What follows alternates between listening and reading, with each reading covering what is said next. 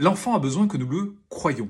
Lorsqu'il arrive en nous disant « je suis nul », nous n'allons pas lui dire « mais non, tu n'es pas nul, tu es génial », c'est-à-dire substituer une étiquette négative qu'il s'est posée ou qu'il a entendue par une étiquette positive que nous allons lui imposer. Parce qu'après tout, ces étiquettes-là ne représentent pas vraiment ce qu'il est capable de faire. Je vous ai déjà donné mon avis par rapport au fait de poser des étiquettes sur les enfants, on va donc éviter. On va plutôt lui offrir une écoute et du réconfort. L'écoute va passer par de la reformulation.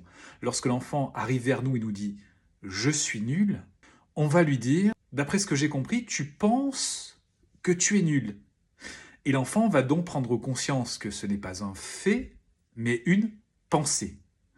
Et ensuite, nous allons peut-être essayer de voir quelles sont les expériences qu'aurait vécues l'enfant et les interprétations de ces expériences pour qu'il pense qu'il est nul. Et on peut donc lui demander ceci: à quel moment as-tu pensé que tu étais nul? Qu'étais-tu en train de faire? En orientant le regard sur les actions qui, elles, sont modifiables, on évite justement cette cristallisation de l'étiquette.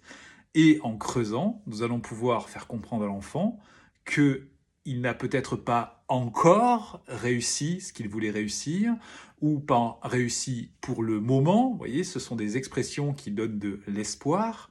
Et on va peut-être, avec son concours, lui rappeler tout ce qu'il est capable de faire et qui vient justement encore plus balayer cette pensée anxiogène autour de ce jugement personnel qui va lui faire ressentir des émotions désagréables qui consistent à dire « je suis nul ».